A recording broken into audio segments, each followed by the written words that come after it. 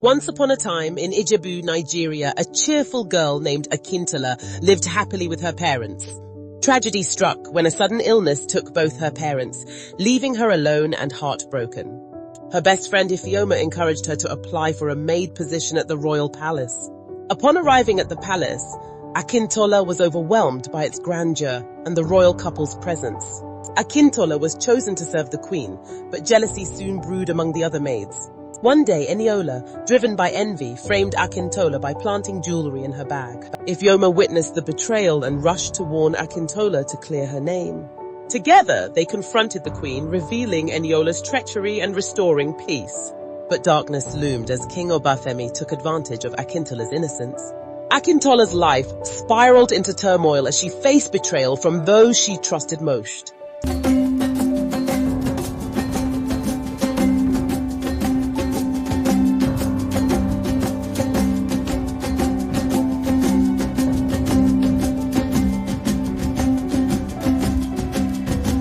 Once upon a time, in a small village called Ijebu in the southwestern part of Nigeria, there lived a young girl named Akintola. She lived blissfully with her parents in their cozy home, often helping her mother with chores around the house and playing with her friends in the vibrant village.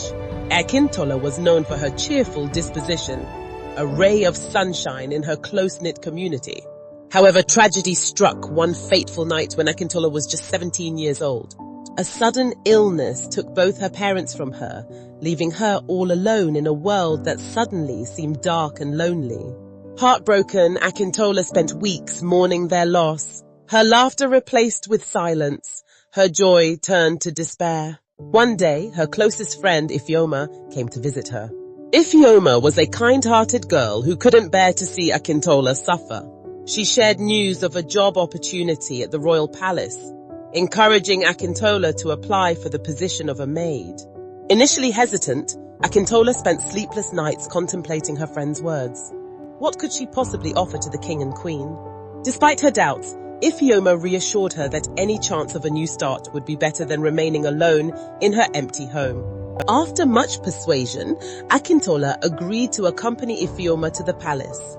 Upon their arrival, they were greeted by the regal sight of the palace, a place that seemed to glimmer with possibilities. The king, Obafemi, and his elegant wife, Queen Abike, addressed the gathered maidens, explaining that they were in search of capable young women to assist them. The maidens were put through various tests, including cooking, cleaning, and interviews. Akintola and Ifeoma gave it their all, hoping to impress the royal couple. To their delight, they were both chosen to serve in the palace. Their joy knew no bounds as they donned their uniforms, welcoming a fresh start in life. As Akintola settled into her new role, she dedicated herself to serving the royal family with unwavering loyalty.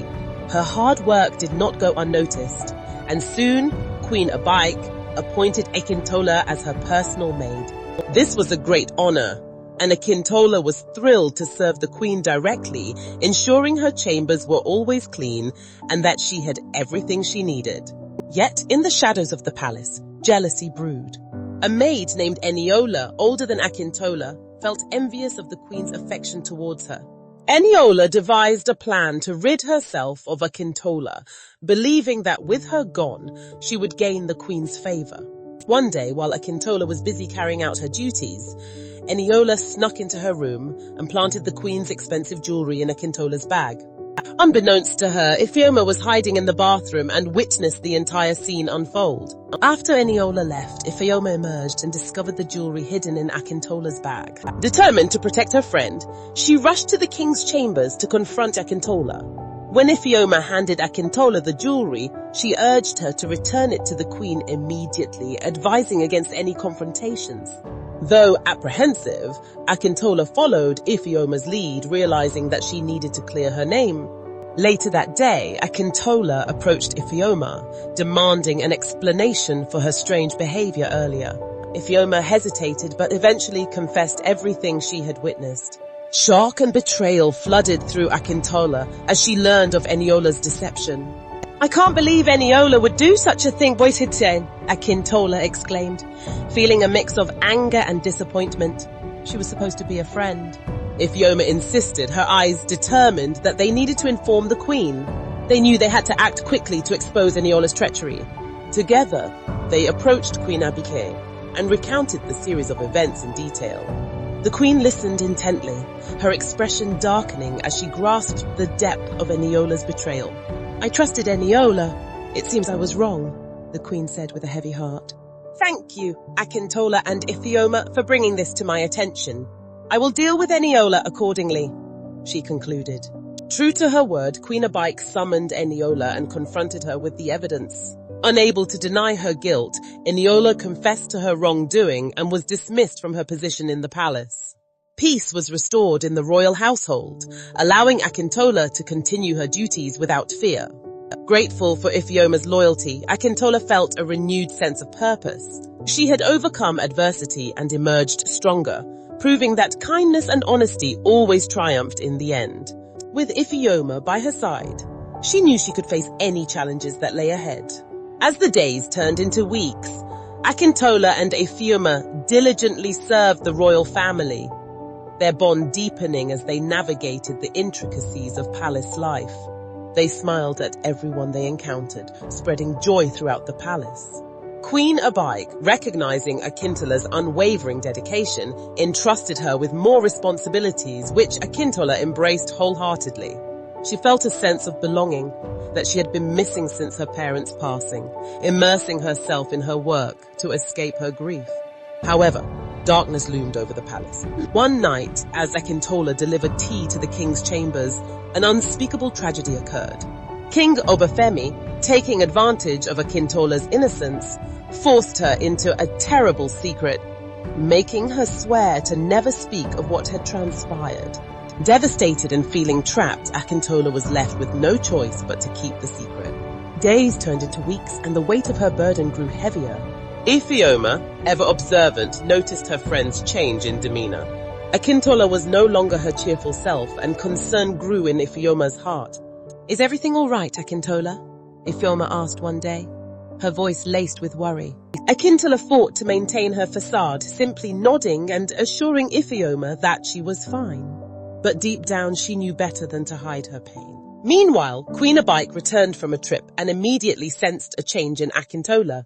Concerned for her beloved maid, she summoned her to her chambers and gently urged her to share her troubles. Unable to bear the weight of her secret any longer, Akintola broke down. "I miss my parents," she admitted, tears streaming down her cheeks. The queen wrapped her in a comforting embrace, assuring her that she would always be there for her. Despite Queen Abike's kindness and gifts, Akintola felt heavy with guilt. She understood that she couldn't keep the king's secret forever, yet the thought of the consequences terrified her. As Akintola continued her duties, her secret weighed heavily on her heart. One night, Ifeoma, who had been observing Akintola closely, confronted her again. "Something isn't right, Akintola," she said softly, concern etched on her face. Unable to hide the truth any longer, Akintola finally confessed to Ifeoma that she was pregnant with the king's child. "What?" Ifeoma gasped, overwhelmed by the revelation. The two friends embraced tightly, both of them crying for the tragic turn of events. The next day, Ifeoma, unable to keep the secret, went straight to Queen Abike and revealed Akintola's condition. The queen, furious at the betrayal of her husband, summoned Akintola. "Are you pregnant?" she demanded, her tone sharp. Akintola, horrified by the accusation, fell silent, realizing that her friend had betrayed her trust. In a fit of rage, the queen slapped Akintola, demanding that she confess. Frightened and cornered, Akintola admitted to her pregnancy, knowing that her life would change forever. Outraged, Queen Abike devised a sinister plan to rid herself of the problem. She forced Akintola to take a potion, hoping to terminate her pregnancy. Ordered to continue her duties as if nothing had happened, Akintola felt the weight of despair. Weakened by the potion, Akintola returned to her room, where Ifeoma anxiously awaited her. Unable to hold up her pretense any longer, Akintola collapsed in tears, revealing every detail of her ordeal to her friend. Days passed, and despite the queen's efforts, Akintola remained pregnant. Enraged by her failure, the queen resolved to eliminate her. Yet, Ifeoma overheard the queen's sinister plan and knew she had to act fast to save her friend. In a daring rescue, she packed Akintola's belongings and secretly led her out of the palace under the cover of night. At a safe distance, Ifeoma revealed the queen's intention. Ifeoma urged Akintola to flee the community before it was too late, her eyes filled with fear. Akintola felt her heart race as the reality of her danger sank in. With tearful goodbyes, they parted ways, each facing an uncertain future. Akintola embarked on a journey into the unknown, determined to escape the queen's wrath. She was resolute to protect her unborn child at all costs. As she wandered through the night, her heart heavy with fear and uncertainty, she stumbled upon a secluded road and decided to rest until morning. The shadows offered her some comfort as she drifted into a troubled sleep, her mind clouded with worries for her future. Meanwhile, back at the palace, Queen Abike was convinced that Akintola was still within her grasp. She continued to scheme, determined to rid herself of the problem Akintola posed. The next morning, Akintola found herself in a bustling town, unsure of where she was or where she was going. She hopped onto a bus, hoping to put as much distance as possible between herself and the palace. As the bus rumbled along, Akintola gazed out the window, feeling a mix of apprehension and curiosity about her new life. Eventually, the bus reached a small town and she disembarked, her senses heightened for any signs of danger. She wandered through the unfamiliar streets until she found an unfinished building. Exhausted and weary, she decided to take shelter there, hoping to find some respite from the troubles that pursued her. Meanwhile, back at the palace, the queen's anger grew as she realized that Akintola had escaped her clutches. She summoned Ifeoma and demanded to know the whereabouts of her friend. Caught between loyalty to her friend and fear of the queen's wrath, Ifeoma lied, claiming that Akintola had disappeared while she was asleep. The queen saw through her deception, ordering the guards to punish Ifeoma for her betrayal. The guards dragged Ifeoma away, tying her up and subjecting her to a brutal beating at the queen's command. Ifeoma cried out in pain, begging for mercy, but the queen was unmoved, determined to extract the truth from her. Just when it seemed that Ifeoma would endure further punishment, King Obafemi intervened. He was troubled by the queen's cruelty and questioned her motives. Later that day, bruised and broken, Ifeoma was cast out of the palace by the queen's order. She returned to her family, determined to build her life despite the hardships she faced. As tension escalated between the king and queen, the truth about Akintola's pregnancy came to light. The king, racked with guilt and anger, confronted the queen for withholding such important information from him. The queen, ashamed of her deceit, could offer no excuses. She watched helplessly as the rift between her and the king widened, knowing that her actions had damaged their relationship. As life in the palace grew increasingly tumultuous, Akintola struggled to survive in the harsh world outside.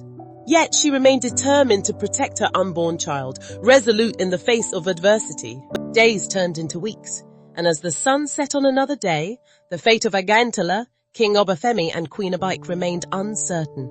Their lives intertwined by secrets, lies, and betrayal. Akintola continued to hustle on the busy streets, selling fruits under the scorching sun.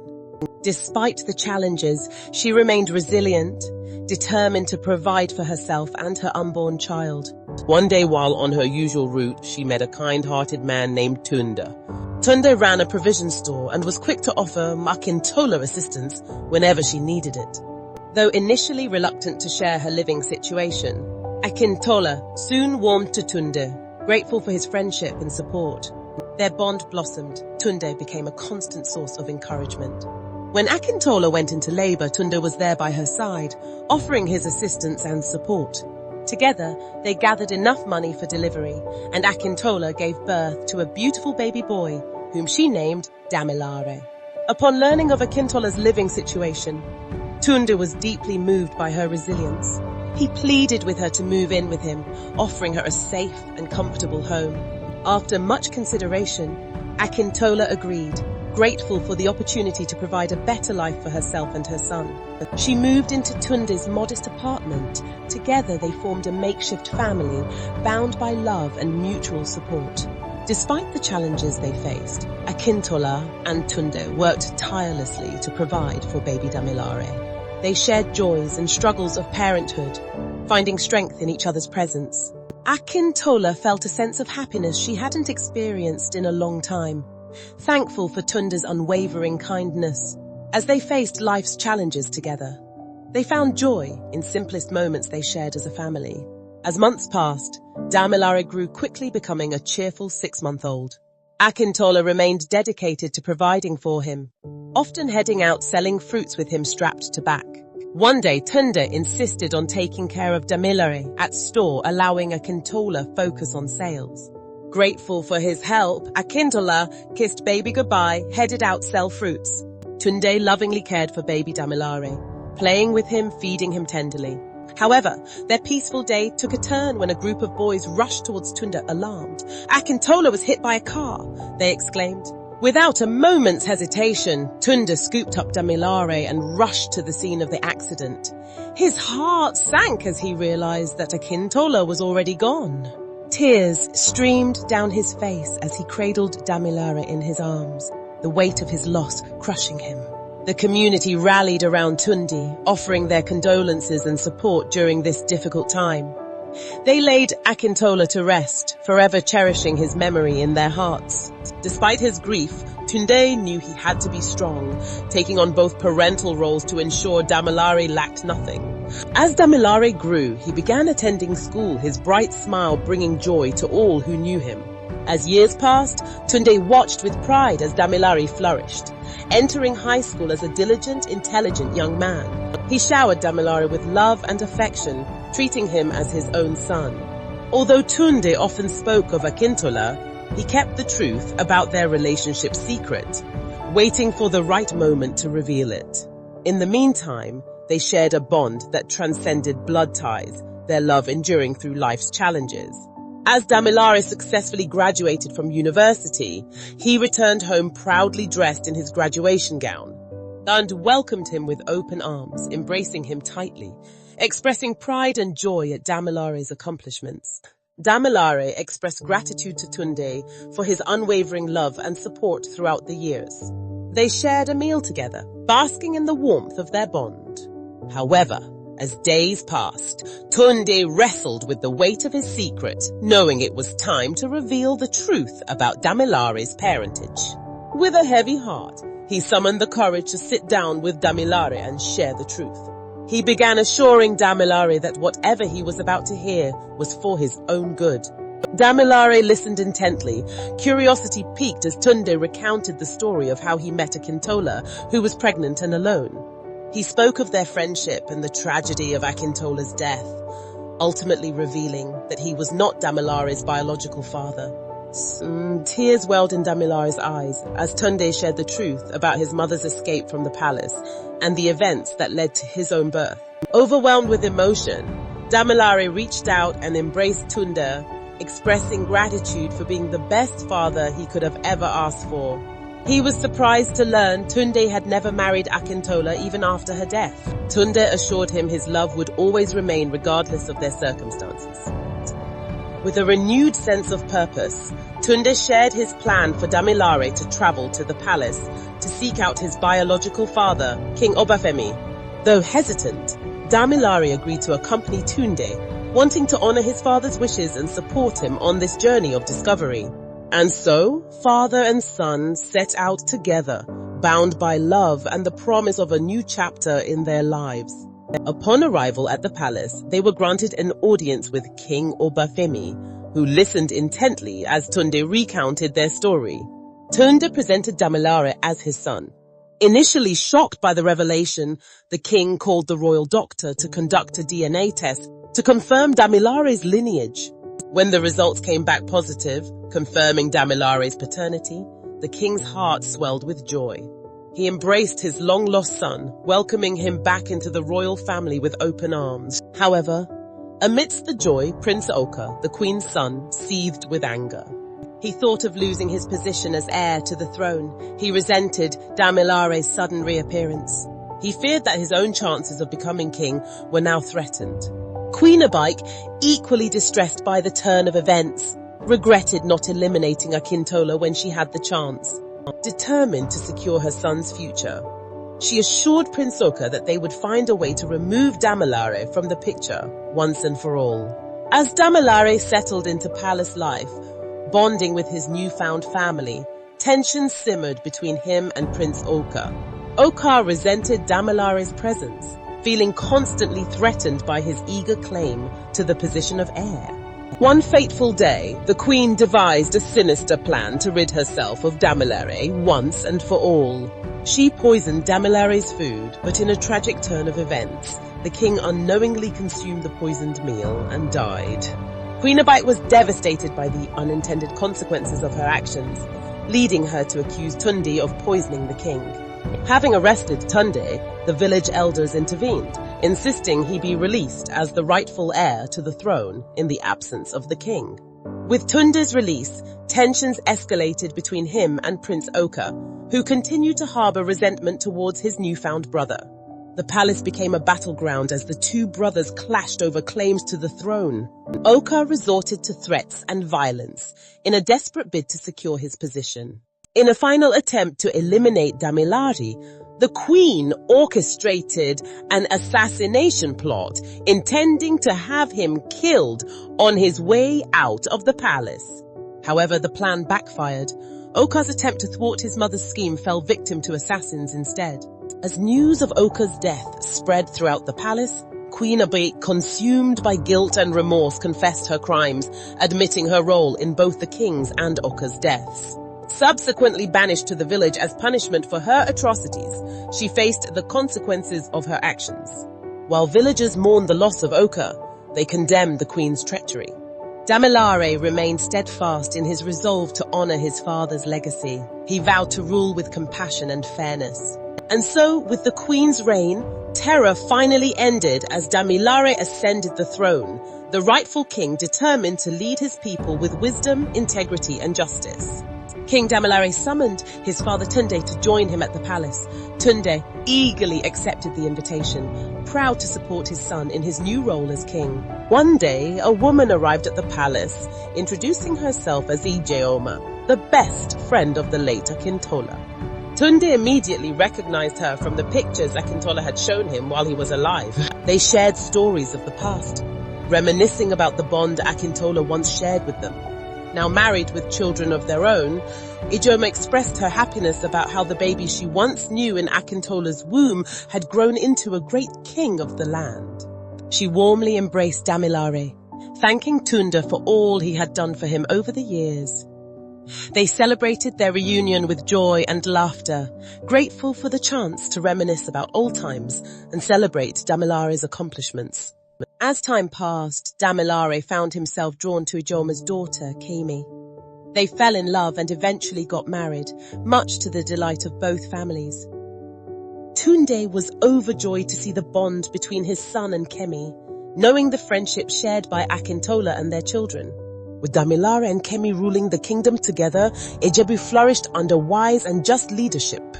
The people were happy and prosperous. Tunde couldn't have been prouder of his son and daughter-in-law. Together, they led with compassion and integrity, always putting the needs of the people first. As they looked toward the future, they knew they would continue to lead the kingdom with love and dedication. They ensured that Ijebu remained a place of peace and prosperity for generations to come. As Tunde looked upon his son's new family, he felt a deep sense of fulfillment and pride. He played a part in shaping their destiny. Damilare and Kemi, with hearts full of love and gratitude, celebrated their newfound happiness. They knew they would continue to cherish each other in the kingdom they called home for many years to come. The lesson we learn from this story is that family is not just about blood relations, but also about the love and support we give and receive.